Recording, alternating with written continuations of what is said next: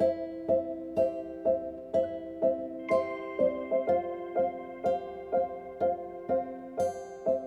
what's going on, everybody? Everybody at the Koch Centre for Youth.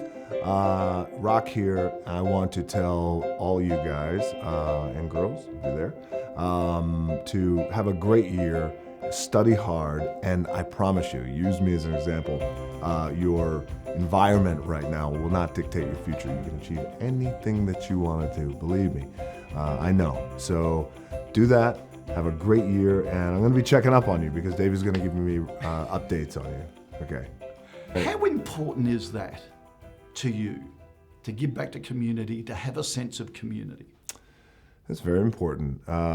Sense of community, sense of family, sense of giving back. I grew up an only child. But in addition to that, there was a period of time where I was making a lot of mistakes, David. I was getting arrested multiple times. By the time I was 16, I was arrested maybe 7 or 8 times.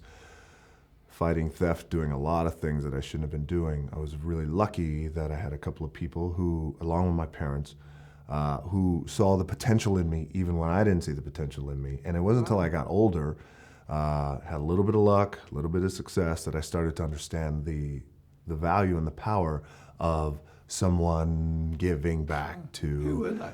Well, one was my coach, my high school coach, football coach. I had just gotten this huge fight and I was expelled from school. And when I came back, I was 15 years old.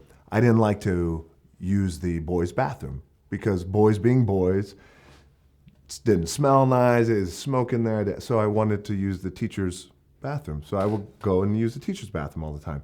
He came in, very wiry guy who's since passed away, and he goes, "Hey, you can't be in here. You got to get out of here." And I kind of looked at him. I was like, "I'll leave when I'm ready." I'm 15, talking back like this to it. The shades of red that his face went, you get the F out of here right now.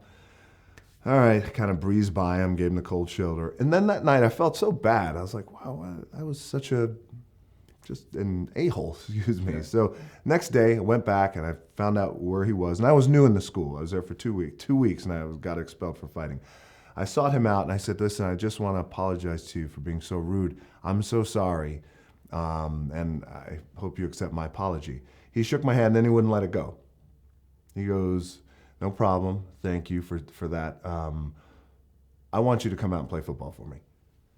That changed my life because then it took me essentially away from the bad things that I was doing, gave me focus, gave me confidence, gave me goals. So he was one of the guys. But you try and give that sort of break to other kids now in similar Absolutely, situations. sure. And yes, absolutely. And one of the keys is, especially for kids who are struggling, and there's a lot of kids out there who struggle, and they struggle, they get in trouble, or even if they're not getting arrested like me, they're just struggling. Life's not easy these days. You trip, you fall down. You got to be there to support them, bring them back up. One of the keys that I always tell kids is, your environment won't dictate your future. Yeah. I'm an example of that, and I'm going to help you through it.